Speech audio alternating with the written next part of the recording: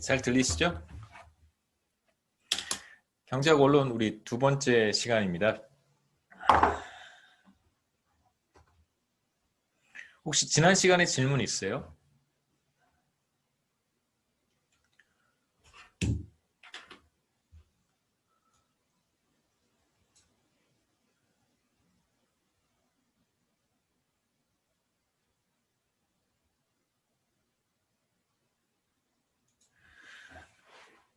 우리가 지난 시간에 이어서 이제 세 가지 우리 프린시플 원리, 경제의 원리, 경제 원론 세 가지 이제 이야기를 하고 있었는데 첫 번째 옵티마이제이션에 대한 이야기부터 시작을 하겠습니다. 간단하게 보고 이제 우리 오늘은 4장으로 넘어가도록 하죠. 옵티마이제이션은 우리가 최적화라고 이야기를 했습니다.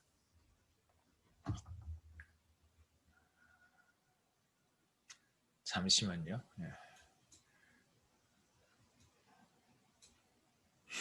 뭐 좀 정리 좀 해놓고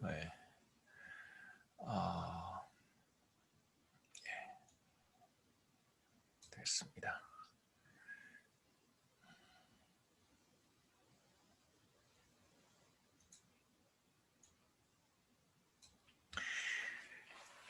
예, 최적화라고 하는 것은 지난 시간에도 잠깐 말씀을 드렸는데 최적화는 그 뭐 최선의 것을 선택한다는 의미는 맞습니다만 이제 실제로 많은 사람들이 최선의 것을 선택하는 경우는 그렇게 흔하지는 않고 왜냐하면 우리에게 주어진 정보가 그렇게 많지 않을 수도 있고 우리의 지식이 그만큼 충분하지 않을 수 있기 때문에 여기에서 이제 최적화라고 하는 것은 여기서 최적화라고 하는 것은 그 최선의 것을 선택하려고 노력한다. 이렇게 이제 생각해 보시면 더 좋겠습니다. 최선의 것을 선택하려고 try 한다라고 생각하시면 더 좋을 것 같고요. 그 다음에 이제 여기 이제 feasible option이라고 하는 표현이 등장하는데 이제 feasible 하다는 것은 기본적으로 선택하다는 것이라는 의미를 내포하고 있어요. 그래서 available 해야 되고 그 다음에 나의 주어진 소득, 주어진 시간, 주어진 구매력이라고 할 수 있겠죠. 주어진 구매력, 주어진 시간 내에서 이제 선택할 수 있는 그런 옵션들을 feasible option이라고 얘기를 합니다.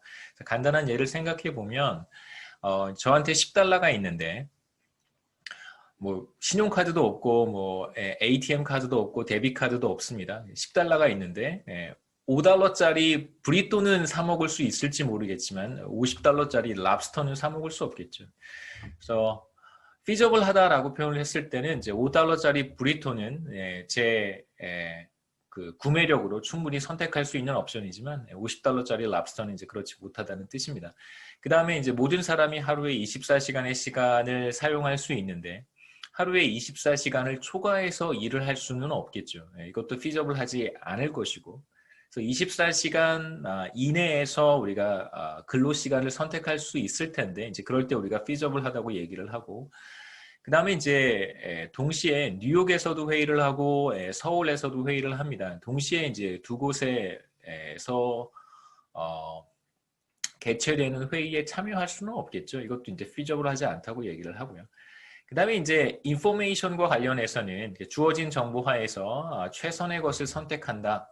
라고 이제 얘기를 했었는데 우리가 feasible에 대한 이야기를 했고 그 다음에 이제 인포메이션에 대한 이야기를 할 텐데 뭐 사람마다 이제 주어진 정보가 다를 수 있겠습니다만 대체로 이제 경제학의 프레임워크에서 우리가 이제 보는 상황은 모든 사람들이 주어진 정보를 이용할 수 있는 모든 정보를 동원해서 가장 좋은 선택을 할 것이다 라고 우리가 이야기할 수 있는데 그런 경우에 주어진 정보를 모두 다 활용하는 경우에 우리가 그러한 사람을 어떤 사람이라고 부르냐면 합리적인 사람이다 라고 부릅니다.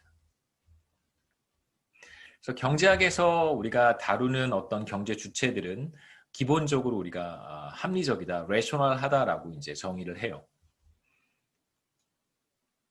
그래서 우리의 관심사는 이제 합리적인 경제 주체가 되는 것이죠. 주어진 정보를 어떤 것 하나라도 버리지 않고 모두 활용하는 그런 사람들이다라고 생각하면 되겠습니다.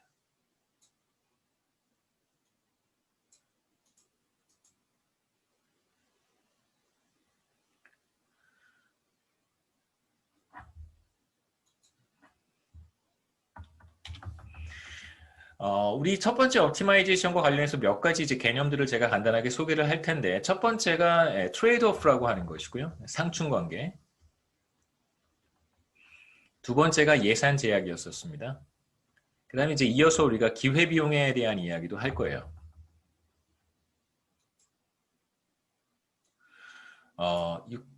줌에 못 들어오는 사람들은 어떤 사람들인가요? 왜 못 들어오고 있죠?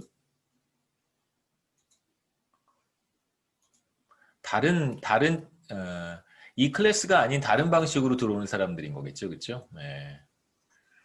뭐 어쩔 수 없습니다. 예.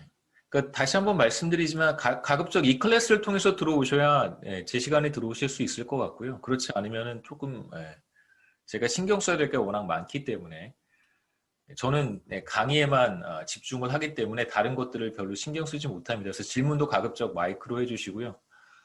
저도 이렇게 막 제가 분산되는 것을 원치 않기 때문에 질문하실 때 질문하시면 되고요. 마이크 이용하셔도 저는 좋습니다. 그러니까 채팅을 하시면 제가 채팅을 못 보니까 마이크를 이용하시면 더 좋고요.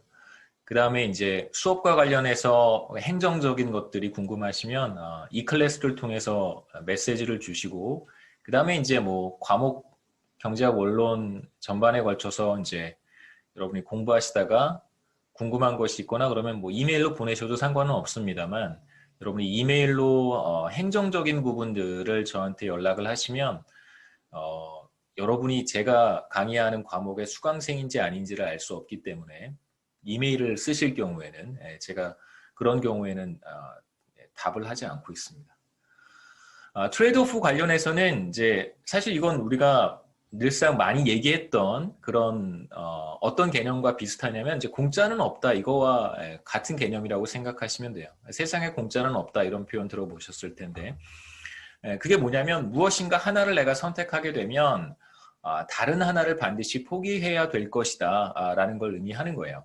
어떤 나에게 이득을 주는 무엇인가를 선택한다면 또 다른 이득을 주는 또 다른 어떤 것을 이제 포기해야만 한다라는 것을 의미합니다. 예를 들어서 여러분이 1시간 페이스북을 한다면 1시간 뭐 SNS를 하게 된다면 그러면 그 1시간 다른 것을 할 수 있었는데 그 다른 액티비티를 포기하는 게 되는 것이죠. 그러한 의미에서 이제 트레이드오프가 존재하는 것이고요.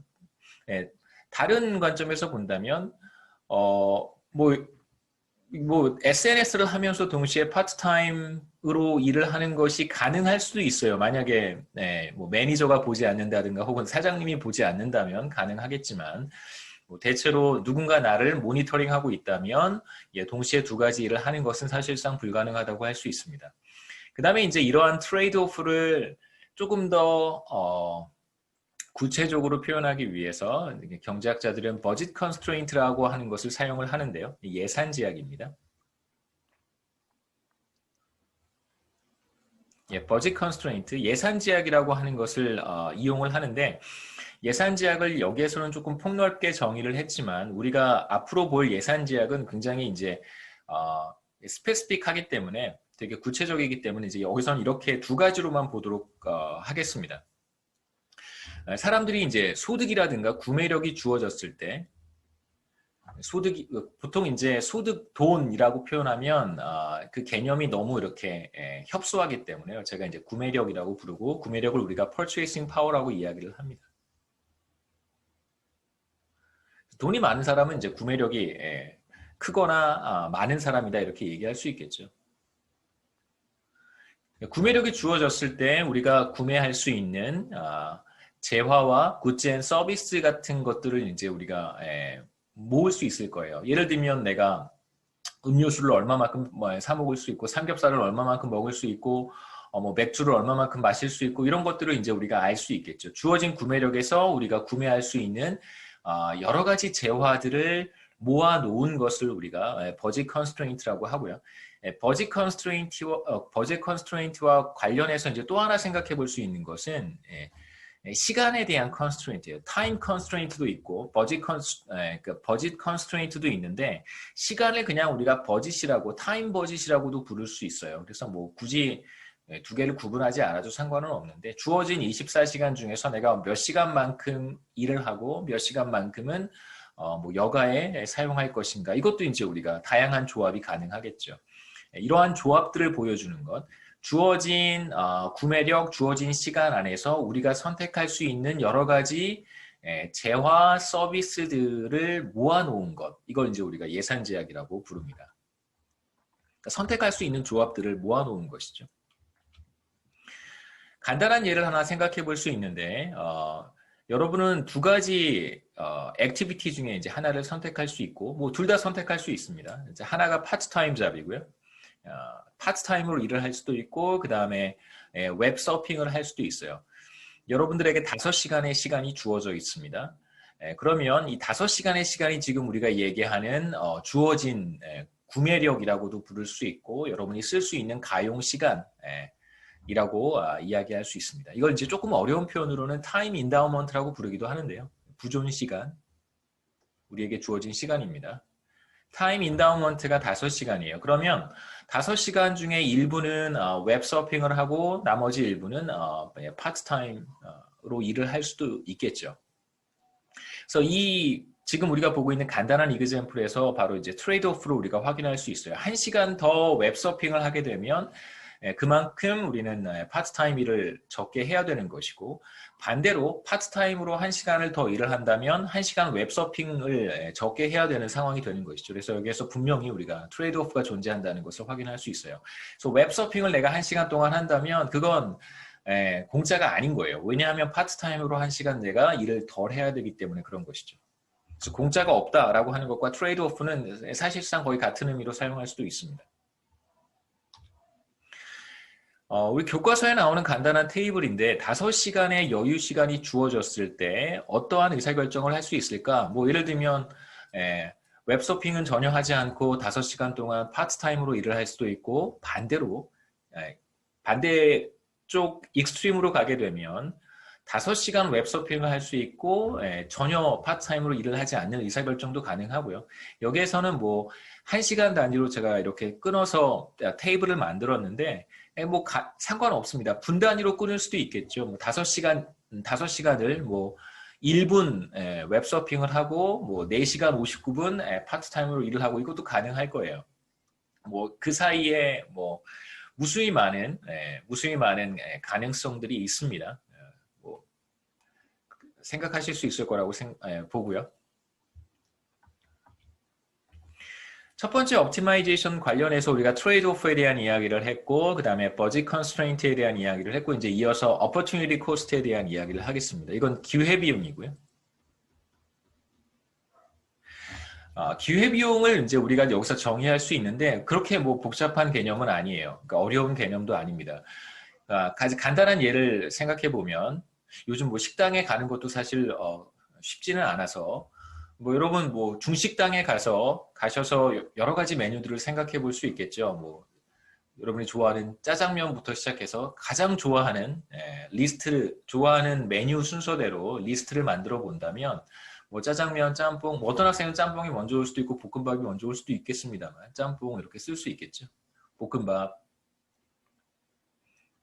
리스트를 쭉 만들어요. 그러면 이제 기본적으로 자신이 가장 좋아하는 것을 선택을 할 거예요. 그게 짜장면이라고 한번 해보죠. 넘버 원이니까. 자, 그러면 짜장면을 내가 선택을 해서 먹고 있는데 짜장면에 대한 기회비용이라는 것이 존재해요. 그러니까 짜장면의 기회비용이 무엇이냐? 그러면 짜장면 가격이 아니고 짜장면에 대한 가격은 또 따로 있을 거예요. 뭐 6,000원이면 6,000원, 뭐 10,000원이면 10,000원, 짜장면 가격이 따로 있겠죠. 저희 동네에서는 7,000원인가 8,000원 받아요. 가격을 기회비용이라고 부르지는 않습니다. 여기에서 짜장면의 기회비용은 뭐냐면 가장 좋아하는 것을 선택을 했다면 그 다음 좋아하는 걸 제가 포기한 거잖아요. 그래서 짜장면의 기회비용은 그러니까 opportunity cost of 짜장면은 뭐라고 얘기를 하냐면 짬뽕이에요. 그래서 가장 선호하는 것부터 리스트를 만든 다음에 결국은 내가 가장 선호하는 것을 선택을 할 텐데 그것을 선택한 것에 선택했다면 바로 그거보다 못한 걸 제가 포기한 거니까 짜장면의 기회비용은 짬뽕이다 이렇게 얘기할 수 있습니다. 그래서 이제 보시면 우리가 뭐 웹서핑에 시간을 쓸 수도 있어요. 만약에 1시간 웹서핑을 한다면 인터넷 뭐 서치하는데 1시간을 썼다면 그 1시간 동안 우리는 다른 일들을 할 수 있었을 거예요. 농구를 할 수도 있고 잠을 잘 수도 있고 뭐 경제학 원론 교과서에 나오는 연습 문제를 풀어볼 수도 있고 그 다음에 파트타임으로 일을 할 수도 있었을 거예요. 그러니까 다양한 액티비티들이 가능했었을 텐데 웹서핑을 빼고 그 이외의 액티비티들 중에서 가장 좋은 거 여기서 이제 웹서핑을 제가 한 거고요. 이게 짜장면이라고 한다면 그 이외에 여러 가지 액티비티들이 있을 텐데 그 중에 가장 좋은 액티비티가 바로 웹서핑에 대한 기회비용이다 이렇게 우리가 이야기를 합니다. 한번 생각해 보시죠. 웹서핑 말고 우리가 할 수 있는 여러분이 좋아할 만한 뭐 그냥 웹서핑 그냥 뭐 스마트폰으로 뭐 SNS 이렇게 쭉 들여다보는 것 그런 거라고 생각해 볼 수 있겠죠. 예. 이거 이외에 할 수 있는 여러 가지 액티비티들을 머릿속에 한번 그려보시죠. 쭉 있을 거예요. 여러 가지 리스트들이 쭉 있을 것이고 그 중에 가장 선호하는 거, 가장 탑에 있는 거 선호하는 선호 순서대로 쭉 쓴다면 탑에 있는 것이 바로 SNS 그냥 쭉 들여다보는 것에 대한 기회비용이라고 우리가 이야기할 수 있습니다. 그래서 실제로 뭐 여기에선 제가 그냥 뭐 이렇게 예를 들긴 했지만 네, 뭐 여러분 충분히 이해하셨을 것 같고요. 질문 있어요?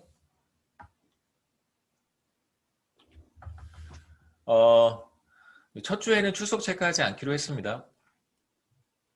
네, 저한테 질문하신 학생이 있어서 그리고 가급적 질문은 비공개로 하지 마시고요. 공개로 해주셨으면 좋겠습니다. 강의 시간에 여러분 그 강의 시간에 질문하시는 거 다 그냥 퍼블릭하게 질문하는 거니까요. 사적인 질문은 나중에 뭐 따로 해주시고 강의 시간에는 가급적 퍼블릭한 질문들 해주시면 좋고요. 쉐어할 수 있는 질문들을 해주시면 감사하겠습니다. 질문 있어요? 교과서에 나오는 예를 하나 더 생각해 보겠습니다. 여름방학 때 휴가 혹은 뭐 여행을 가려고 하는데 선호 순서대로 첫 번째는 퍼스트 초이스는 크루즈 여행이고요. 저도 해본 적은 없습니다. 세컨드 초이스는 이제 로마 여행을 가는 거예요. 로마 여행 좋아요. 한번 가보세요. 좋습니다. 우리 좀 좋아지면 여건이 갖춰지면 로마 참 좋은 것 같아요. 세 번째는 LA 여행인데 선호 순서대로 1번 크루즈, 2번 로마, 3번 이제 LA입니다. LA는 별로 볼 건 없어요. LA는 뭐 영 아닌 것 같아요. 자, 이 세 가지 중에서 세 가지 그 선택 모두 뭐 비용도 거의 여행 비용 경비도 비슷하고 그 다음에 뭐 시간도 예를 들면 뭐 2주일 한 15일 정도 시간도 거의 비슷하고요. 그러니까 이 세 가지가 비용이라든가 시간 측면에서는 거의 다 뭐 무차별하다 이런 표현을 우리가 쓰는데 다 똑같아요. 다르지 않습니다. 자, 그런데 퍼스트 초이스가 크루즈 여행이라고 한다면 크루즈 여행의 기회비용이 무엇인가? 바로 세컨드 베스트 초이스인 로마 여행이 바로 크루즈 여행의 기회비용이다라고 우리가 얘기를 할 수 있어요. 그 다음에 하나 더 생각해 보면 목공예를 하는 어떤 사람이 아주 좋은 그 목재를 구했습니다.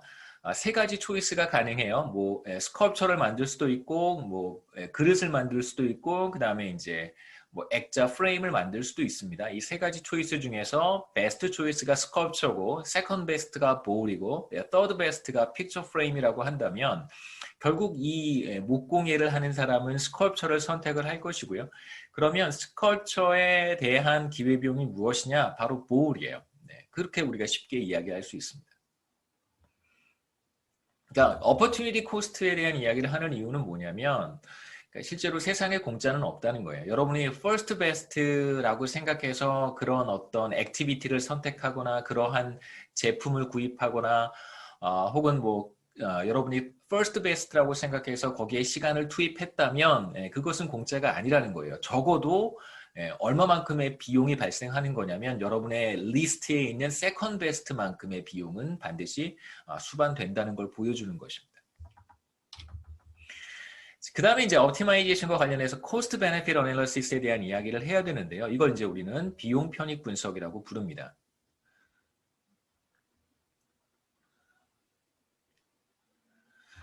비용 편익 분석은 이제 의사결정을 할 때 많이 활용되는 방법이고요. 그 다음에 이제 우리나라에서도 한국에서도 그 어떠한 정부가 매우 큰 규모의 어떤 프로젝트를 추진을 할 때 이제 법으로 정했어요. 그러니까 비용 편익 분석이라고 하는 그 방법을 통해서 어떤 프로젝트를 추진해도 되는지 안 되는지를 이제 결정하도록 이제 법제화되어 있습니다.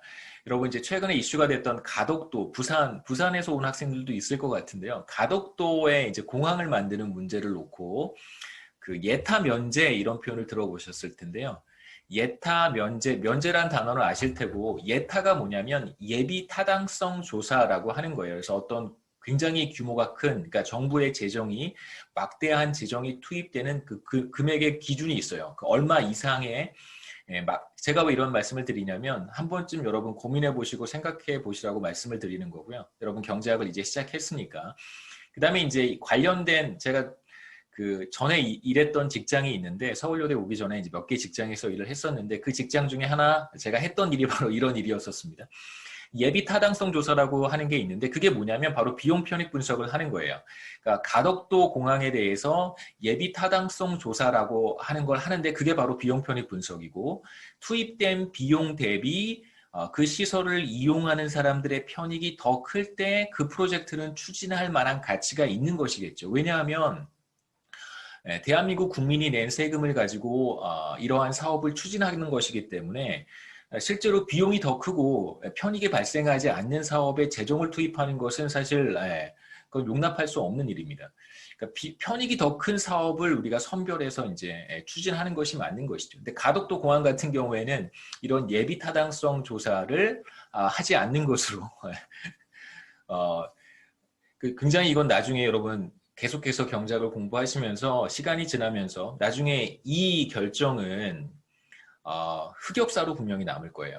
굉장히 우리가 지난 20년 동안 우리가 그 경제학자들과 여러 많은 전문가들이 만들어 놓은 굉장히 좋은 시스템입니다. 정부의 재정이 낭비되는 것을 막기 위해서 무분별하게 집행되는 것을 막기 위해서 우리가 예비타당성 조사라고 하는 법적 제도를 만든 거예요. 굉장히 중요한 제도고 굉장히 효율적인 제도입니다. 물론 말도 많고 탈도 많았지만 하지 않는 것보다는 하는 것이 훨씬 더 좋은 제도이기도 해요. 여하튼 이제 우리는 개인의 의사결정으로 다시 돌아가서 비용 편익 분석이라고 하는 것은 뭐냐면 우리가 여러 가지 대안들을 선택을 할 때 대안들이 여러 가지가 있을 수 있겠죠. 그렇죠? 리스트에 짜장면, 짬뽕, 뭐 볶음밥 이렇게 쭉 있을 거예요. 가덕도 공항부터 시작해서 짜장면, 짬뽕까지 좀 뭐 너무 뭐 황당하긴 하지만 여러 가지 초이스들이 있는데 초이스 A, B, C 여러 가지가 있습니다. 근데 A로부터 내가 얻는 편익, A를 선택했을 때 내가 지불해야 되는 비용 이런 것들을 다 계산해 보는 거예요. B도 똑같이 해보는 겁니다. B로부터 얻는 편익과 B를 선택했을 때 발생하는 비용 마찬가지로 C를 선택했을 때 내가 얻는 편익과 뭐 이득이라고 생각하시면 돼요. benefit이라는 단어가 조금 어렵다면 그 다음에 이제 C를 선택했을 때 내가 지불해야 되는 비용을 다 계산을 합니다. 그래서 A를 선택했을 때 benefit과 cost를 계산했으니까 이 차이를 계산을 해요. B-C 물론 이제 금액으로 평가를 해야겠죠. A도 계산해보고 B도 계산해보고 C도 계산을 해봅니다. 그 중에서 B와 C의 차이, benefit과 cost의 차이가 가장 큰 게 가장 좋은 선택이겠죠. 그렇죠? 네. 비용 대비 편익이 가장 큰 초이스를 선택을 하는 것이 바로 비용 편익 분석의 중요한 골자라고 할 수 있어요. 바텀 라인입니다. 그래서 각 대안별로 이제 얼터네이티브별로 베네핏과 코스트를 비교를 해서 이 차이가 가장 큰 것을 선택하자라고 하는 것이고요. 실제로 이렇게 막 앉아서 노트에다가 내가 짜장면을 먹으면 얼마만큼의 만족도가 생기고 짜장면 값은 얼마고 이런 걸 계산하지는 않겠죠. 하지만 마음속으로 머릿속으로 자연스럽게 이러한 그 계산을 하는 거예요. 사실 많은 사람들이 그런 계산을 합니다. 그러니까 뭐 사소한 문제부터 시작해서 보다 더 중요한 의사결정 문제라고 한다면 그렇다면 조금 더 많이 고민을 해보는 것이죠. 우리가 고민을 한다는 것은 어떤 걸 할지 어떤 걸 선택할지 고민해 본다는 것은 이미 머릿속으로 합리적 의사결정을 하는 것이고 그 의사결정 프로세스는 기본적으로 코스트 베네핏 어널리시스를 하고 있는 거예요. 네, 편익은 얼마만큼이고 비용은 얼마만큼인지. 여러분 뭐 금융상품에 투자할 때도 비슷한 의사결정을 하게 됩니다. 내가 이 상품에 투자를 했을 때 얼마만큼의 수익률을 예상하는지 비용은 큰 차이는 없겠죠. 상대적으로 더 높은 수익률을 줄 수 있다면 하지만 내가 그것에 따른 리스크를 과연 부담할 수 있을 것인가. 뭐 어떤 특별한 주식 상품에 투자를 할 때는 반드시 그 리스크를 내가 부담을 해야 되는데 내가 과연 그 리스크를 부담할 수 있는가를 머릿속으로 생각하고 의사결정을 하는 것이죠. 그래서 보시면 기본적으로 아까도 잠깐 말씀드렸듯이 화폐 단위로 측정을 해야 돼요. 코스트는 얼마? 화폐 단위로 측정을 하고 내가 느끼는 만족도도 마찬가지로 이제 화폐 단위로 측정을 합니다. 여기서 달러라고 제가 썼지만 원화 가치로 환산하면 되겠죠. 그래서 그중 여러 가지 대안들 중에서 가장 큰 편익을 net benefit이라고 하는 것이 benefit minus cost입니다. benefit이 만약에 200달러고 코스트가 만약에 100달러라고 한다면 net benefit이 바로 100달러가 되겠죠. 이 둘의 차이, benefit과 코스트의 차이가 net benefit이고요. 의사결정의 방식은 조금씩 다를 수 있어요. 그러니까 여러분 나중에 이런 표현도 들어보실 수 있는데 BC ratio라고 하는 용어를 쓰기도 해요. BC ratio. 무슨 뜻이냐면 benefit 나누기 cost라고 하는 뜻입니다. benefit을 cost로 나눠요. B 나누기 C를 해요. 그러면 분자가 분모보다 크면 이 값은 1보다 클 것이고, 그렇죠? 그 다음에 분자가 분모보다 작으면 이 값은 1보다 작을 거예요. 이렇게 해서도 이제 의사결정을 합니다. 그러니까 net benefit이 0보다 크면 benefit이 코스트보다 크다 이렇게 얘기할 수도 있고요. benefit 나누기 코스트를 가지고 우리가 얘기를 했을 때는 이게 1보다 크다 그러면 benefit이 코스트보다 큰 거예요. 이렇게도 이제 우리가 이야기를 합니다. 그래서 비용 편익 분석에서는 net benefit을 보는 것보다 BC ratio를 더 많이 봅니다. 그래서 아까도 말씀드렸지만 정부가 추진하는 여러 가지 프로젝트 중에서 이 프로젝트를 하는 것이 타당한가 예비 타당성 조사에서 타당한가 타당하지 않은가의 기준은 바로 BC ratio라고 하는 것이 그러니까 편익 비용 비율이라고 하는 것이 1보다 큰 값을 갖느냐 갖지 않느냐로 보통 결정을 하고요. 사실 1보다 더 큰 값을 가지면 가질수록 좋은 프로젝트라고 할 수 있겠죠. 하나 예를 생각해 보겠습니다. 이제 버스턴에서 마이애미까지 여행을 가는데요. 겨울방학에 보스턴 지역이 겨울에 굉장히 춥습니다. 한국보다 조금 더 추워요. 서울보다 조금 더 춥습니다. 버스턴 에어리아에서 마이애미로 이제 여행을 가는데 겨울방학 때요. 두 가지 초이스가 있어요. 하나는 뭐냐면 비행기를 타고 가는 것이고 또 하나는 운전을 해서 가는 거예요. 버스턴에서 마이애미까지 운전하려면 굉장히 오래 걸립니다. 중간에 이제 하룻밤 자고 가야 되는데 시간이 오래 걸려서 만약에 자동차를 이용하면 이제 두 사람이 가는 거니까요. 각자 200달러씩 부담을 하면 돼요. 한 사람에 200달러씩 부담을 하면 됩니다. 자동차를 렌트해서 이제 기름값 다 계산을 했더니 200달러씩. 이제 하지만 비행기를 이용하면 티켓값이 조금 비싸서 이제 300달러씩 한 사람이 내야 돼요. 과연 자동차를 타고 운전을 해서 렌트를 하고 운전을 해서 마이애미까지 저 밑에 있는 따뜻한 마이애미까지 가는 것이 좋은지 아니면 비행기를 타고 가는 것이 좋은지 여기서 우리가 먼저 해야 되는 것은 benefit은 무엇이고 cost는 무엇인지 이제 이걸 identify 하는 거예요. 그러니까 리스트업 하면 됩니다. benefit 쭉 리스트 만들고 benefit 리스트를 만들고 그 다음에 이제 cost의 리스트를 만드는 것이죠. 여기에서는 조금 여러분 조금 주의 깊게 보셔야 되는 것은 여기서 어떤 것을 benefit으로 잡았냐면 상대적인 비용을 베네핏으로 잡았어요. 그러니까 티켓 값은 300달러인데 운전을 해서 가면 200달러밖에 안 들잖아요. 그 100달러만큼을 세이브할 수 있어요. 한 사람당. 그래서 그 세이브한 금액을 베네핏이라고 잡았습니다. 그래서 베네핏을 어떻게 잡느냐는 각자 그냥 자기 마음대로 해도 괜찮아요. 그 논리적 타당성만 있으면 괜찮습니다. 근데 여기에서는 그렇게 베네핏을 잡았는데 여러분한테 조금 혼란스러울 수는 있어요. 왜냐하면 코스트처럼 보이잖아요. 자동차 렌트하고 그다음에 가스 코스트처럼 보이는데 이걸 베네핏으로 잡은 것은 상대적으로 얼마만큼의 비용을 절감할 수 있는가 그걸 이제 베네핏으로 잡은 것입니다. 그래서 운전을 할 경우에 드라이빙이 $100만큼의 편익을 제공한다라고 볼 수 있는 것이죠. $100만큼을 세이브했으니까. 그 다음에 이제 비용 측면에서 보면 그럼 이제 우리가 사실 비용 얘기를 다 한 거예요. 비행기 값 $300, 운전했을 때 $200를 우리가 편익으로 잡았기 때문에 그럼 뭘 비용으로 볼 것이냐? 비행기를 타고 가면 10시간이면 돼요. 마이애미까지. 10시간이면 되지만 운전을 해서 가면 50시간이 걸립니다. 모르겠어요. 저 운전 거기까지 안 해봐서 50시간까지. 저도 동북부에서 공부를 했기 때문에 저 뉴욕에 있었는데 뉴욕에서 버스턴까지는 운전을 해봤어요. 6시간이면 가요. 그러니까 제가 있었던 뉴욕 시티에 있었던 게 아니고 뉴욕 주에 있었기 때문에 버스턴 밑으로 내려간 거는 워싱턴 DC까지밖에 안 가봤기 때문에 그 밑으로는 안 내려가 봤어요. DC 밑으로는 물론 이제 비행기 타고는 뭐 조지아주까지 애틀란타까지 가보긴 했지만 마이애미까지 가본 적은 없습니다. 50시간 정도가 걸려요. 그러면 운전을 할 경우에는 비행기를 타는 것보다 40시간을 더 써야 되는 거예요. 그 추가로 발생하는 시간이 40시간이에요. 그럼 이제 이 40시간을 비용으로 우리가 잡으면 되겠죠. 자, 그럼 40시간의 비용은 과연 우리가 어떻게 화폐 단위로 측정할 수 있을까? 그 다음 단계에서 한번 해보겠습니다. 모든 것을 화폐 단위로 측정을 해야 비교가 가능하기 때문에 40시간을 어떻게 측정하냐면 1시간 만약에 파트타임으로 일을 하면 시간당 $10를 벌 수 있다라고 한번 해보죠. 그래서 1시간의 기회비용은 그러니까 1시간 운전을 하는 것에 그러니까 저의 이제 퍼스트 베스트는 1시간 운전을 하는 거고 세컨드 베스트는 만약에 파트타임으로 일을 하는 거예요. 파트타임으로 일을 했을 때 $10를 벌 수 있다면 운전하는 것의 어퍼튜니티 코스트가 바로 $10라고 얘기를 할 수 있는 것이죠. 그래서 1시간은 $10의 가치가 있어요.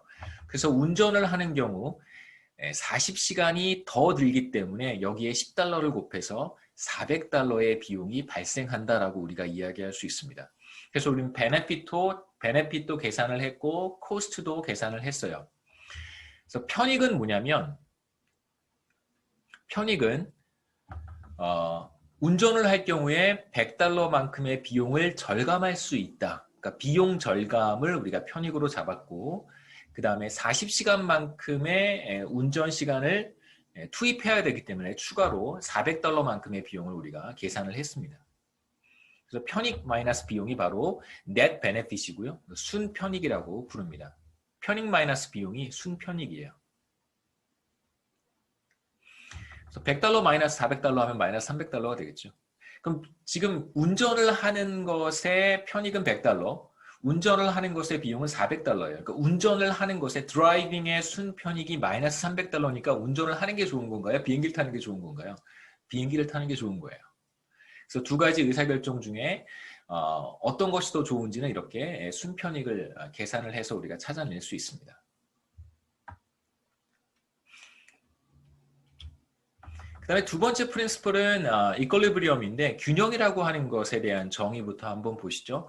지난 시간에 잠깐 말씀드렸습니다. 균형은 어떤 상태냐면 모든 사람들이 최선을 다하고 있는 거예요. 자신에게 베스트를 선택을 하고 있어요. 모든 사람들이 최적화를 하고 있고 어느 누구도 자신의 행동을 바꿨을 때 이득을 볼 것이라고 예상하지 않는 그런 상태. 한번 적어보죠.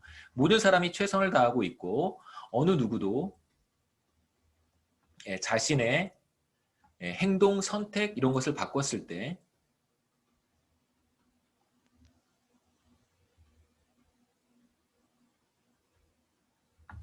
못할 것이라고 믿는 상태라고 우리가 이야기할 수 있습니다. 이득을 보지 못하는 상태라고 생각해도 괜찮고요. 못할 것이라고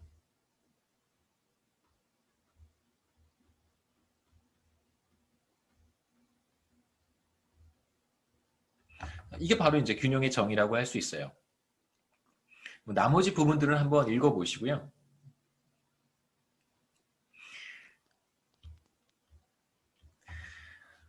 그래서 왼쪽 그림과 오른쪽 그림 교과서에 나오는 그림인데 제가 캡처해서 가지고 왔습니다. 왼쪽 그림은 균형 상태고, 여러분 그 대형 마트에 가시면 요즘은 다 저도 이제 제가 자주 이용하는 마트가 있는데 가보면 대형 마트예요. 가보면은 다 그냥 셀프 체크아웃 하더라고요. 다 자기 스스로 그냥 셀프 계산대가 많이 이제 들어와 있고, 물론 이제 저쪽에 캐셔들이 일하시는 곳도 있고, 대부분 다 이제 셀프 체크아웃을 하게 되어 있더라고요.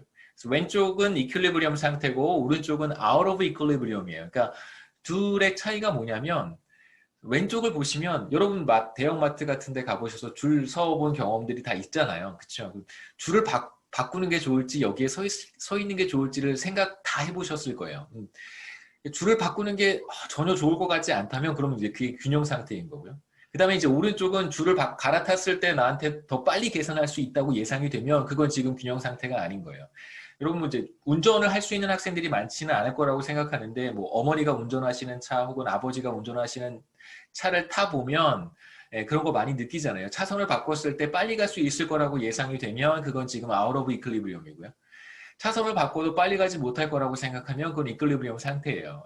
그래서 저는 어떻게 하냐면 웬만하면 차선을 바꾸지 않습니다. 다른 사람들이 다 바꿔주니까. 다른 사람들이 다 바꿔주면 그냥 그건 균형 상태인 거예요. 그래서 가만히 있으면 돼요. 보통 가만히 있는 거나 차선을 바꾸는 거나 별반 다르지 않습니다.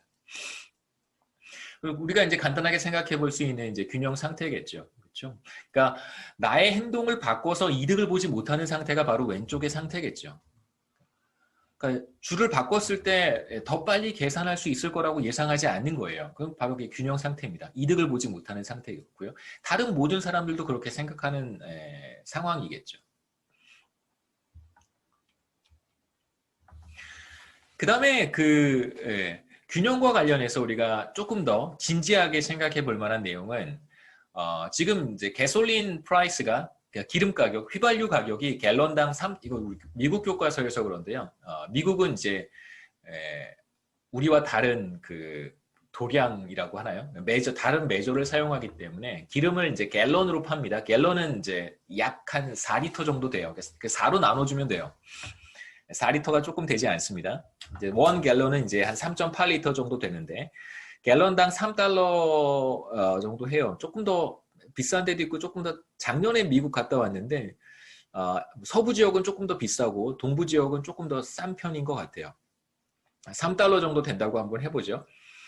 그럼 한국보다 훨씬 한국의 반값이에요, 반값. 그렇죠. 한국의 반값입니다.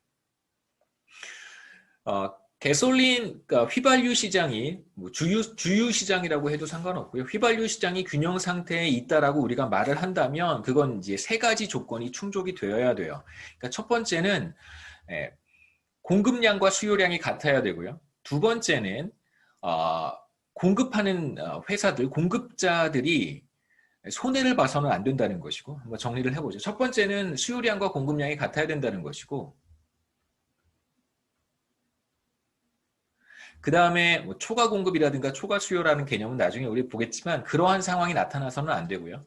두 번째는 공급자들이 손해를 봐서는 안 됩니다. 그 손해를 보고 판매하고 있어서는 안 된다는 거예요. 공급자들이 손해를 보지 않고요.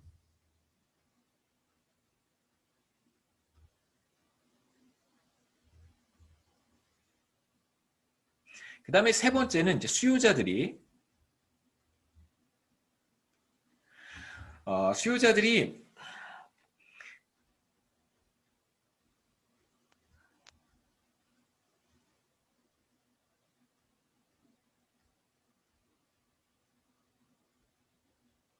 자신이 지불하는 가격보다 적어도 높은 만족을 얻어야 되는 거예요.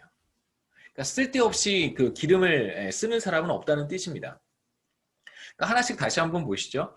그러니까 실제로 균형 상태에 있다면, 그러니까 시장이 이퀄리브리엄 상태에 있다면, 그럼 어떠한 이제 그 세 가지 조건이 만족이 돼야 되냐면, 기름을 공급하는 공급자들이 있을 거예요. 여기에서 여러분 기억하셔야 되는 것은 적어도 경제학 원론에서는 공급자, 그 다음에 생산자, 그 다음에 판매자 이 셋을 우리가 똑같이 봐요.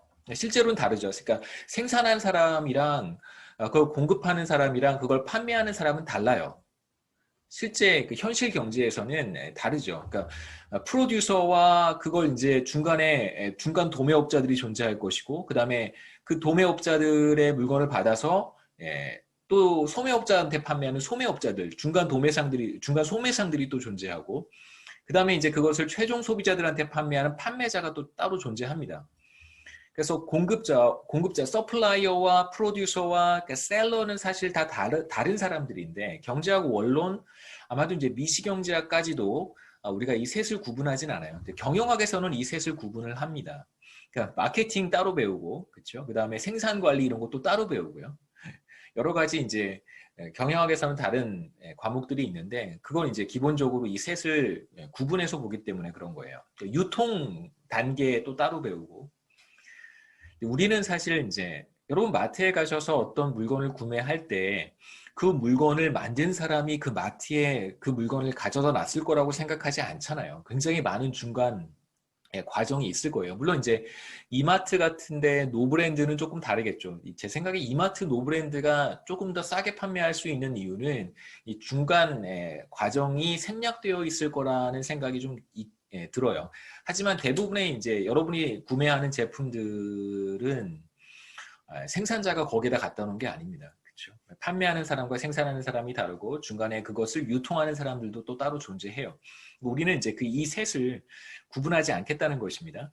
그래서 실제로 기름을 그러니까 원유를 시추를 해서 그걸 원유를 정제하는 곳까지 가져다 주는 사람이 그것을 정제를 하고요. 정유를 하고 거기에서 휘발유를 끄집어낸 다음에 주유소에 다시 공급을 하고 주유소에서 기름을 판매하는 사람이 다 같은 사람이라는 거예요. 사실은 조금 비현실적이긴 하지만 우리가 이것을 그냥 충분히 받아들일 수 있을 거라고 생각합니다.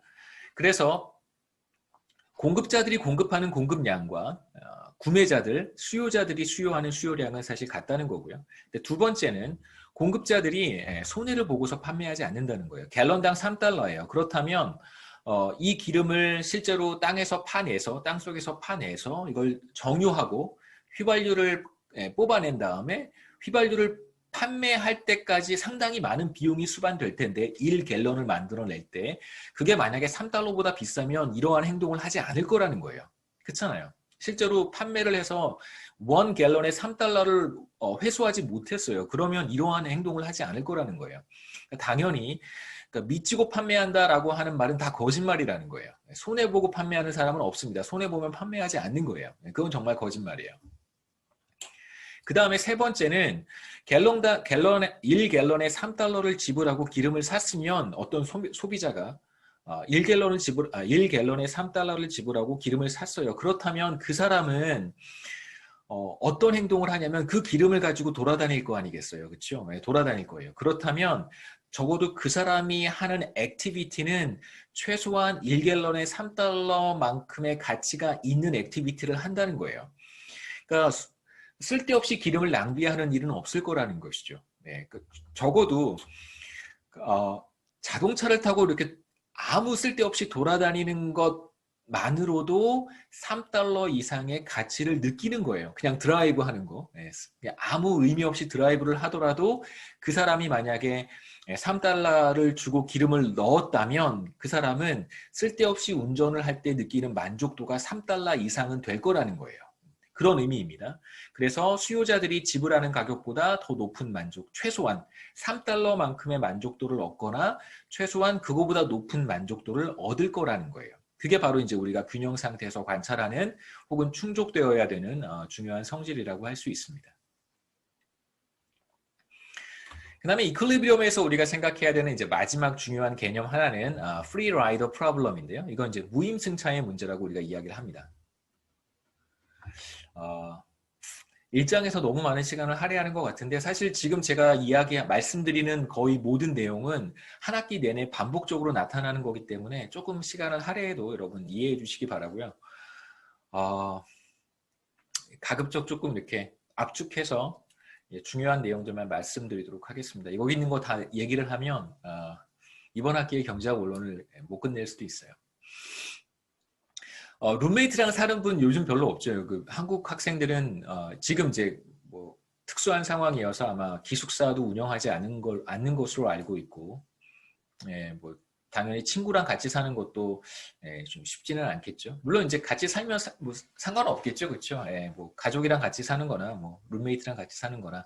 저도 미국에서 공부할 때 미국 친구 둘이랑 같이 셋이서 이제 집 하나 빌려서 살았어요. 그 2층 집이었는데 위층에는 여학생 둘이 살았는데 이렇게 서로 예, 다닐 수 없어요. 그러니까 2층은 바깥으로 이렇게 왔다 갔다 하고 1층은 남자 셋이서 살았어요. 그래서 미국에 둘이서 같이 살았는데 방 3개짜리 집이고, 가장 큰 문제가 뭐냐면 서로 그 자신의 역할을 정확히 배분하지 않으면 관리 영역을 만들어 놔야 돼요. 그래서 부엌은 누가 정리하고, 화장실 청소는 누가 하고, 그 다음에 그 거실이랑 이렇게 복도가 있으니까 그런 데는 누가 청소하는지를 이제 책임을 정확히 구분을 해야 됩니다. 제 담당은 화장실이었어요. 저는 이제 일주일에 한 번씩 화장실 청소하는 거였고, 그 다음에 이제 물리학과 박사과정 친구는 이제 거실과 복도 닦는 거, 정리하고 닦는 거 하고, 그 다음에 미국의 다른 애 하나는 일하는 친구였는데, 직장 다니는 친구였는데, 그 친구는 이제 부엌을 정리하는 일을 했었어요. 근데 걔가 조금 게을렀어요. 그 물리학과 박사과정 친구랑 저는 이제 제대로 다 청소를 하고 그랬었는데, 부엌 관리가 잘 안 됐었어요. 왜 그러한 문제가 나타날까? 여기서 이제 우리가 보고 싶은 것이 바로 프리라이더 프로블럼입니다. 여러분이 만약에 룸메이트와 살게 된다면, 혹은 가족 구성원도 마찬가지겠죠. 여러분 뭐 가족 구성원 어머니께서 대부분 다 많은 일들을 하시긴 하지만, 여러분 많이 도와드리면 여러분이 아마 손 하나 까딱하지 않는다면, 그렇다면 여러분이 바로 프리라이더가 되는 거예요. 그러니까 실제로 우리가 함께 사는 가족 구성원들도 함께 사는 사람들이잖아요.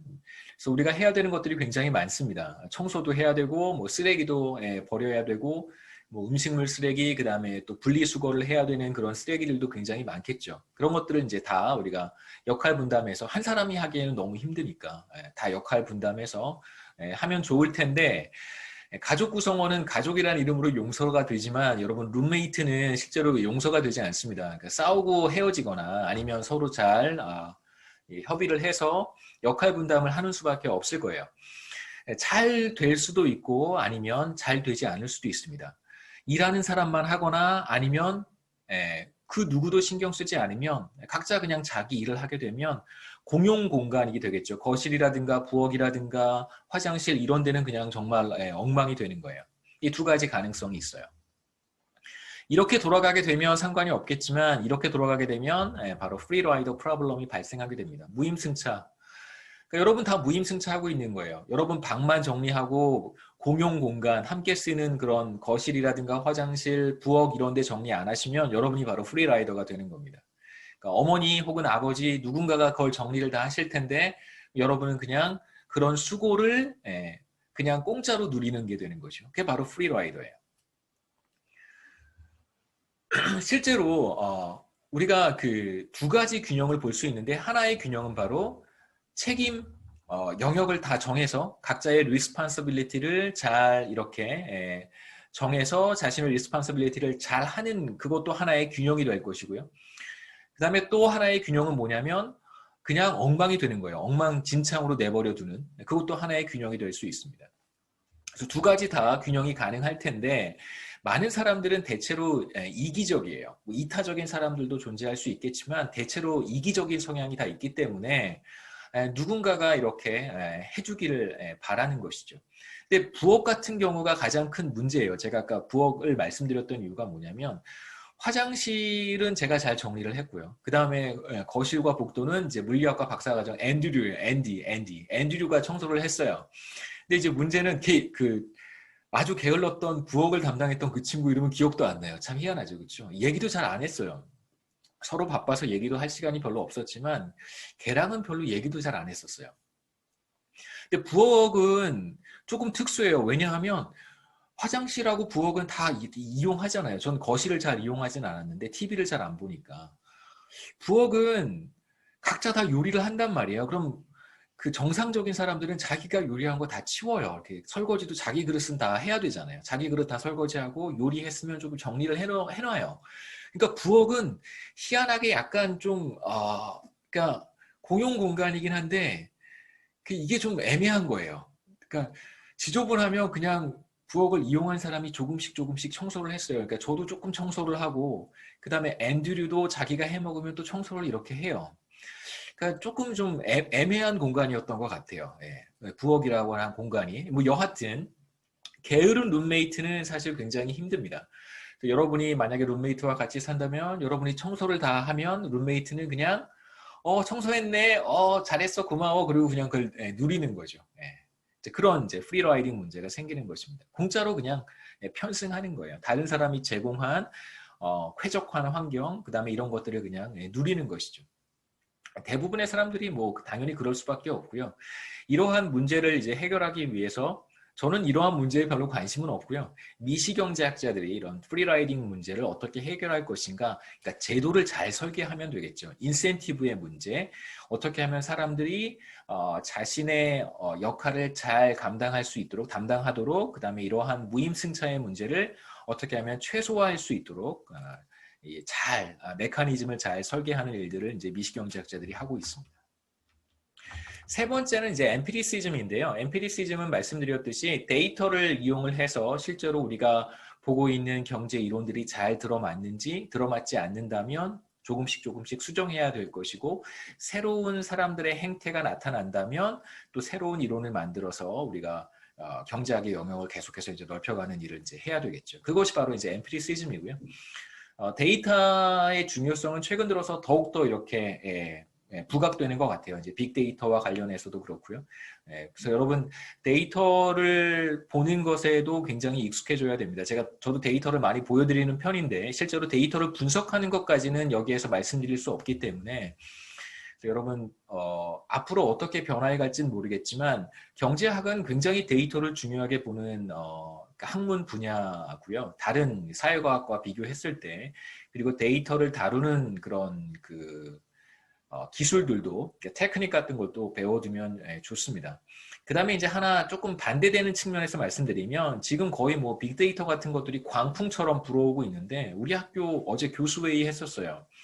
어제 교수회의 했었는데 학교가 이제 그런 방향으로 왜냐하면 정부의 교육 정책이 어떤 방향으로 이렇게 만들어지면 상당히 많은 그 재정을 거기에 투입을 합니다. 그래서 그 방향으로 따라오는 대학들한테 이렇게 돈을 나눠주는 식의 그런 사업들을 이제 추진을 하고 있는데 방향은 그쪽으로 잡혔어요. 인공지능, AI, 그 다음에 뭐 빅데이터 이런 쪽으로 방향이 잡혔기 때문에 실제로 거기에 많은 이제 재정을 투입을 하고 있습니다. 그래서 그러한 사업에 우리가 편승을 하면 정부로부터 많은 돈을 받을 수 있는 것이죠. 근데 제가 이제 우려하는 것은 뭐냐면 여러분 거기에 그렇게 막 휩쓸리실 필요는 없어요. 그러니까 경제학이라고 하는 것은 데이터를 굉장히 중요하게 보고 빅데이터가 뭐고 빅데이터를 어떻게 분석할 수 있는지 정도를 아시면 돼요. 그 다음에 중요한 건 여러분이 뭘 할 것인지, 뭐에 관심이 있는지 거기에 훨씬 더 많은 에너지를 투입하는 것이 좋지 AI가 뭔지 그거 따라다니고 코딩 좀 배운다고 해서 코딩 따라다니고 좀 그러실 필요 없습니다. 시간이 조금만 지나면요. 다 해결돼요. 어떤 식으로 해결될 거냐면 예전에도 그랬었습니다. 뭐 웹사이트 만든다고 20년 전에 여러분 태어나실 때쯤 어떤 광풍이 불었냐면요. 다들 웹사이트를 만드는 거예요. 그래서 웹 디자인을 하는 사람들의 몸값이 막 지금 코딩하는 사람 몸값만큼 막 올라갔었어요. 그리고 끝. 그다음 그다음에 무슨 일이 벌어지는지 아세요? 누구나 웹사이트를 만들 수 있게 돼요. 이제 앞으로는 누구나 AI를 쉽게 이용하게 될 거예요. 그러니까 AI를 어떻게 만드느냐가 지금 우리의 관심사겠지만 조금 있으면 AI를 만들어주는 AI가 생길 거예요. 그러니까 제가 하고 싶은 게 그거예요. 많은 사람들이 AI에 관심이 있잖아요. 그러면 전 뭘 해야 되냐면 AI를 할 수 있는 AI를 만드는 거예요.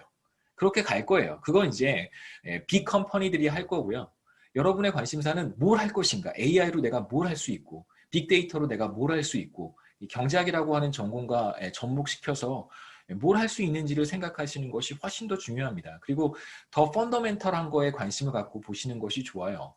그러니까 수학 같은 거, 그 다음에 이제 경제학의 여러 가지 이론들 이런 것들도 여러분 가볍게 생각하시면 안 됩니다. 그 다음에 우리가 경제학 뭐 엠피리시즘 관련해서 두 가지 한번 생각해 볼 수 있는데요. 이제 하나는 우리가 왜 데이터를 봐야 되는가? 우리의 관심사는 사실 인과관계를 규명하는 것입니다. 그러니까 무엇이 무엇을 코즈하는가? A가 B를 코제하는가? 여기 이제 하나 간단한 예를 생각해 볼 수 있는데요. 날씨가 굉장히 더운 여름에 많은 사람들이 해수욕장을 찾습니다. 날씨가 더우니까 해수욕장을 찾는 거죠. 그렇죠? 그래서 더운 날씨가 사람들로 하여금 바닷가로 가게 만드는 거예요. 이거 인과관계가 명확합니다. 근데 이걸 가지고 사람들이 해수욕장에 가니까 날씨가 더워졌다라고 얘기하는 사람은 아무도 없어요. 네, 인과관계가 명확합니다. 이제 하지만 조금 더 어려운 문제들은 이런 거죠. 뭐 요즘은 한국에서 고등학교를 졸업하는 사람들 중에 4분의 3, 75% 정도가 대학을 진학하기 때문에 우리 교과서에 나오는 텍스트를 그대로 가져온 거고요. 여러분 오해하지 않으셨으면 좋겠습니다. 상대적으로 스마트한 사람들이 대학을 가는 것일까? 아니면 대학을 가니까 스마트해진 것일까? 아니면 제3의 요인 때문에 대학도 가고 사람들이 스마트해지는 것일까? 이건 사실 조금 더 어려운 문제이기도 합니다. 이런 문제들이 굉장히 많아요. 경제학의 영역에서는 A가 B를 코즈하는지 B 때문에 A가 생긴 것인지 뭐가 원인이고 뭐가 결과인 것인지를 규명하는 것이 경제학에서는 굉장히 중요하고요. 빅데이터가 하지 못하는 게 이런 거예요. 빅데이터는 그러니까 경제학의 영역이 아닌 빅데이터는 나타난 현상만을 설명을 해주지 뭐가 무엇을 코즈했다라고 인과관계를 명확히 규명해주진 않습니다. 왜냐하면 빅데이터라고 하는 것 자체가 이론적인 백그라운드가 있는 학문이 아니잖아요. 그냥 빅데이터를 분석하는 거야. 그 테크닉입니다. 테크닉. 그렇기 때문에 우리가 인과관계에 관심이 많다면 뭐가 뭐를 코즈하는지에 대한 이론적인 백그라운드가 분명히 갖추어져야 되고 그렇다면 어떤 데이터를 봐야 되는지도 우리가 고민을 해야 되고 데이터를 찾았으면 그 데이터를 또 어떻게 분석해야 되는지도 우리가 알아야 돼요. 단순히 엄청나게 많은 텍스트 데이터가 주어져 있어요. 사람들이 무슨 용어에 관심이 있고 사람들이 어떤 주식에 관심이 있고 어떤 정보가 주가 시장을 움직였는지 뭐 이런 거에 관심이 있고 과연 여러분 다 생각해 볼 수 있습니다. 한계가 있을 수밖에 없겠죠. 자, 마지막으로 1장 마지막 슬라이드입니다. 자, 마지막으로 이 과목을 수강하는 것이 도움이 될까? 도움이 되도록 해야겠죠. 그렇죠? 제가. 그건 이제 저의 리스폰시빌리티고. 자, 생각을 해보겠습니다. 어떤 생각을 해볼 수 있냐면 만약에 여러분이 경제학 원론을 경제학과 학생들은 경제학 원론이 저희 전공 필수기 때문에 다 들으셔야 되고요. 경제학과 학생이 아닌데 이 과목을 선택을 했다. 그러면 이 과목을 만약에 선택하지 않았다면 다른 과목을 수강을 했을 거예요. 그러면 다른 과목을 수강하지 않고 이 과목을 선택했을 텐데 경제학 원론에 대한 기회비용이 바로 여러분이 마음에 두고 있었던 바로 그 세컨 베스트가 기회비용이 되겠죠. 그것과 이제 비교하는 것이 가장 좋은 의사결정이라고 할 수 있을 것이고요. 여러분 경제학을 전공하는 것은 제가 봤을 때 굉장히 좋은 선택이라고 경제학과 교수니까 저도 경제학을 했고요. 굉장히 좋은 선택이라고 생각을 하고요. 굉장히 많은 문제에 대해서 합리적인 추론, 그 다음에 경제학적인 사고 이런 것들이 가능합니다. 기본적으로 비용 편익 분석을 우리가 장착하고 있기 때문에 여러분 이제 머릿속에 비용 편익 분석을 이제 장착한 거예요. 의사결정을 할 때 굉장히 신중할 수 있고 가능한 편익과 가능한 비용들을 다 우리가 계산할 수 있습니다. 조금 더 현실적으로 얘기해 본다면 뭐 어디에 여러분 그 굉장히 많은 돈을 가지고 있다고 한다면 내가 어디에 투자할 것인가를 결정을 할 때 다양한 정보들을 이용할 줄 알 것이고 이용할 수 있게 될 것이고 의사결정을 할 때 편익과 비용을 이제 비교해 볼 수 있게 되는 것이죠. 그 다음에 이제 뭐 나중에 여러분 조금 더 나이가 들어서 주택을 구입해야 되는 시점에 갔을 때 어떤 주택을 구입할 것이고 어떤 아파트를 구입할 것이고 내가 이걸 구입할 때 파이낸싱은 어떻게 할 것이고 얼마만큼 대출을 받고 대출금 상환은 또 어떻게 할 것이고 이런 것들도 이제 조금 더 잘 계획할 수 있을 거라고 생각합니다. 그 다음에 뭐 포지티브 이코노믹스 측면에서 그 다음에 노머티브 이코노믹스 측면에서 이제 우리가 다 좋은 의사결정을 할 수 있을 거라고 생각하고요. 혹시 여기까지 질문 있으세요? 1장입니다. 그래서 질문 있으시면 질문 받고 이제 2장으로 넘어가죠. 4장, 2장, 3장은 우리가 스킵하고 두 번째 챕터로 4장으로 넘어가겠습니다.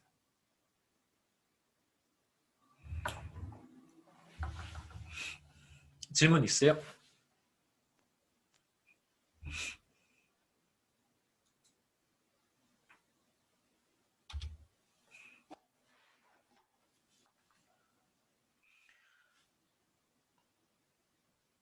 질문하셔도 괜찮아요. 네, 질문하세요. 편하게 질문하셔도 좋습니다.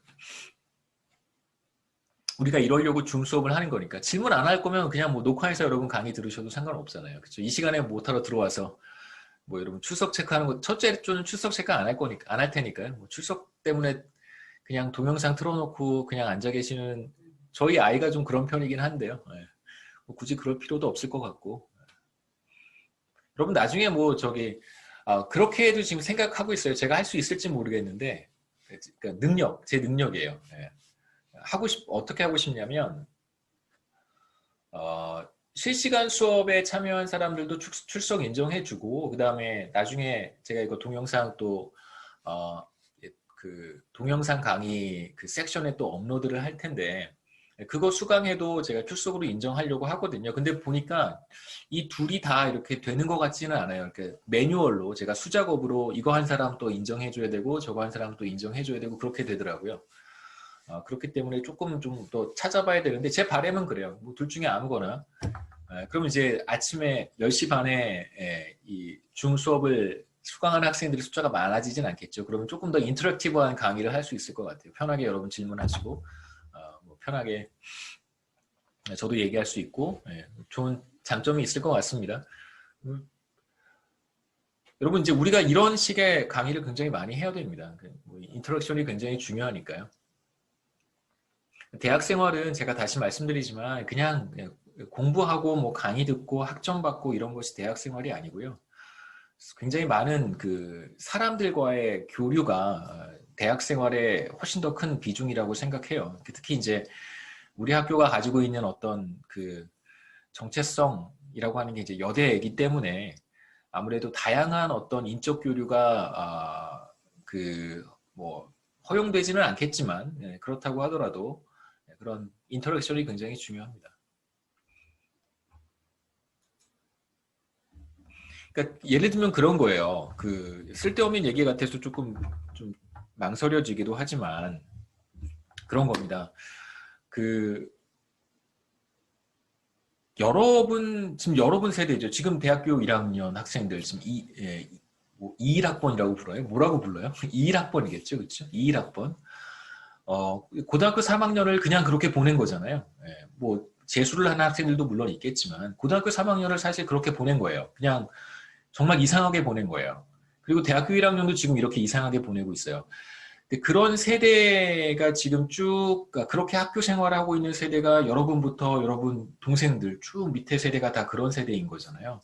근데 그런 세대가 이제 순차적으로 사회에 진출을 할 텐데 그러니까 사회에 진출했을 때 저와 같은 이제 기성세대들은 여러분이 되게 이상할 거란 말이에요.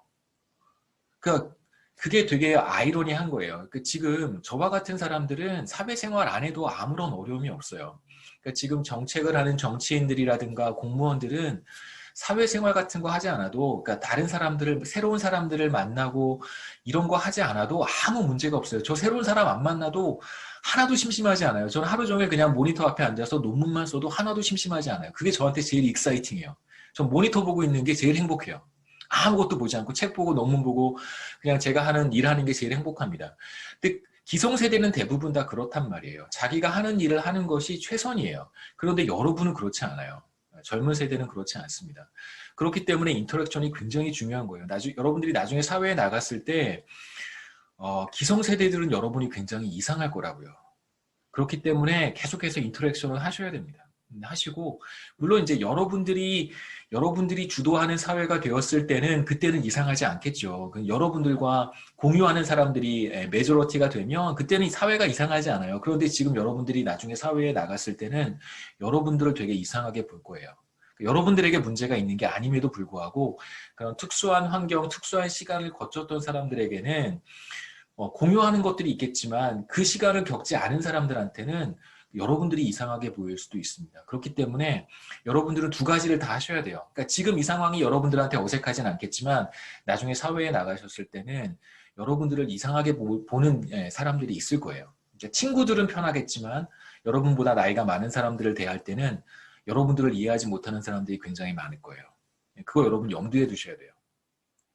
그러니까 지금 저도 되게 불만이 많은데 저도 가급적 저희 애가 있으니까 애한테도 친구들이랑 계속 놀게 해요. 가급적 뭐 한 명, 두 명 집에 불러서 혹은 뭐 친구 부모님이 허락하시면 친구 집에 가서도 놀게 하고 계속해서 만나서 놀게 합니다. 여러분 한 명, 두 명 만나서 노실 거라고 생각해요. 그러셔야 돼요. 그리고 가급적 이렇게 만나더라도 저한테 아무 문제 없이 얘기하실 수 있어야 돼요. 그러셔야 됩니다. 그게 여러분한테 가능해야 돼요. 뭐 그냥 마이크 꺼놓고 영상 꺼놓고 있어도 상관없는데 가능하면 얘기하실 수 있으면 얘기하시고요. 질문하실 수 있으면 질문하시고 그게 굉장히 편해야 됩니다. 그러셔야 돼요. 자, 4장 Demand, Supply and Equilibrium인데 이제 우리가 4장에 들어가서는 시장에 대해서 조금 더 구체적으로 볼 텐데 4장에서 보려고 하는 시장은 경쟁적인 시장이에요. 그러니까 이걸 우리가 완전 경쟁 시장이라고 부르기도 하고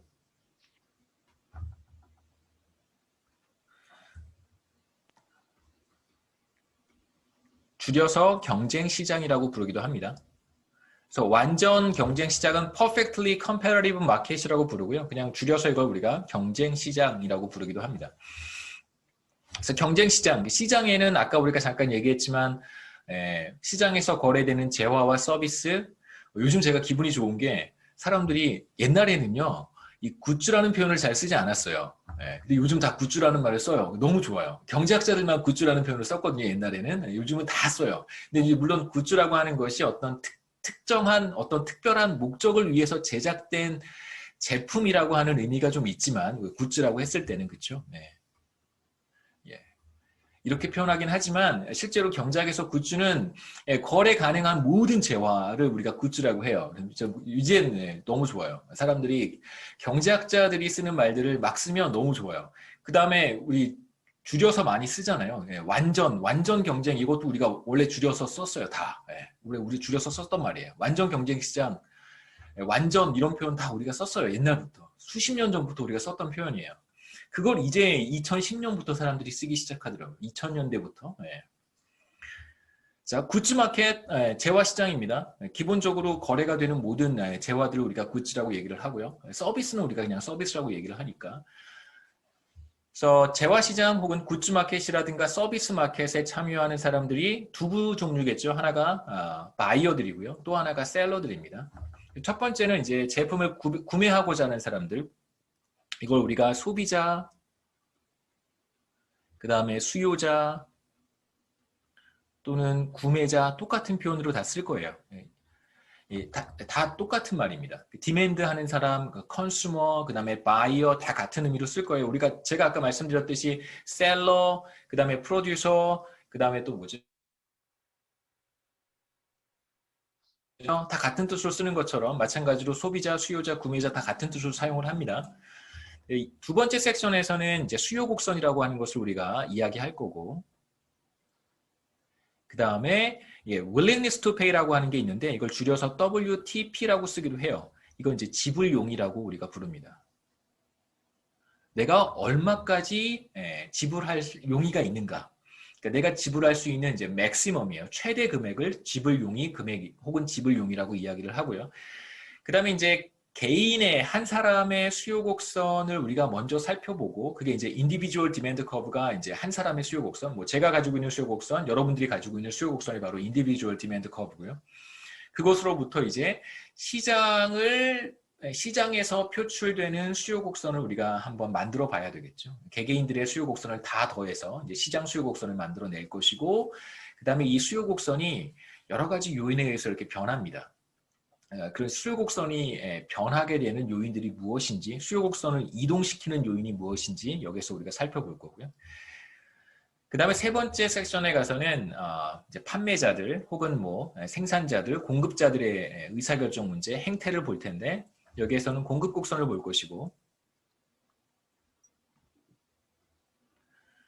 그 다음에 이제 willingness to pay와 비슷한 개념으로 공급자들한테는 어떤 용어를 적용을 하냐면 willingness to accept라고 하는 게 있는데 이거는 정확히 딱 하나로 번역은 하진 않고요. 두 가지로 번역을 하는데 수용가격이라고 우리가 번역하기도 하고, 그 다음에 판매용의 가격, 판매용이라고 우리가 번역하기도 합니다.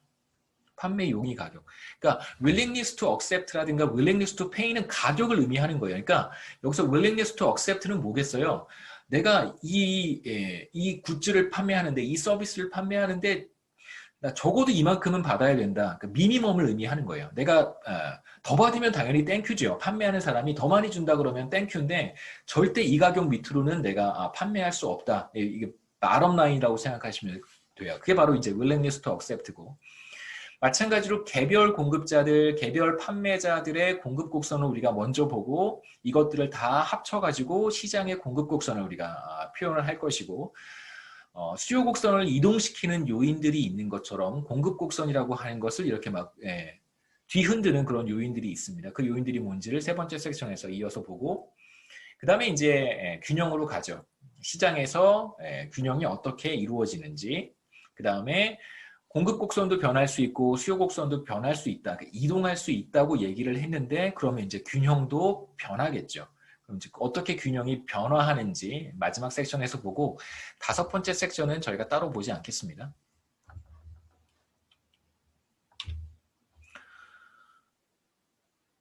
예, 한 페이지만 더, 41분인데 네, 한 페이지만 더 하죠. 여기서 우리가 보려고 하는 시장은 기본적으로 간단한 가솔린 마켓이고, 나중에 가솔린 마켓을 조금 더 확장해서 석유 시장, 원유 시장으로 가도록 하겠습니다. 휘발유 시장을 우리가 한번 생각해 볼 수 있고요. 시장이라고 하는 것의 정의는, 시장은 어떤 뭐 남대문 시장, 무슨 동대문 시장, 뭐 이런 시장이라고 하는 어떤 특별한 장소, 로케이션을 지칭하는 것이 아니고, 경제학에서의 마켓은 거래에 참여하는 사람들, 경제 주체들을 가리키는 거예요. 그래서 마켓의 정의는 거래에 굿즈나 서비스를 거래하는, 거래에 참여하는 경제 주체들, 사람이라고만 하면 뭐 기업은 사람이 아니니까 경제 주체들이라고 표현을 하겠습니다. 거래에 참여하는 경제 주체들의 모임, 경제 주체들을 우리가 시장이라고 불러요. 그 다음에 이제 어떤 굿즈, 어떤 서비스가 거래되느냐에 따라서 조금 다른 어떤 계약이 적용될 수 있잖아요. 그냥 이제 물건을 사고 파는 거면 뭐 그 자리에서 거래가 즉각적으로 이루어질 수 있지만, 뭐 거래가 되는 굿즈라든가 서비스에 따라서 다른 계약이 적용될 수도 있습니다. 어떤 예를 생각해 볼 수 있냐면, 고용계약 같은 거 생각해 보세요. 뭐 한 달 일하기로 계약을 했으면 보통 매일매일 1급 시급으로 주는 게 아니잖아요. 뭐 한 달이면 뭐 20일에 월급을 받기도 하고 25일에 급여를 받기도 합니다. 그래서 어떤 재와 어떤 서비스가 거래가 되느냐에 따라서 다른 어떤 규칙들이 적용이 될 거예요. 그래서 마켓이라고 한다면 거래에 적용되는 그런 규칙까지도 포함을 한다라고 생각하시면 되는데, 여기서 중요한 것은 마켓은 로케이션을 의미하는 것이 아니고 거래에 참여하는 경제 주체들을 의미하는 것이다가 사실 더 중요한 개념입니다.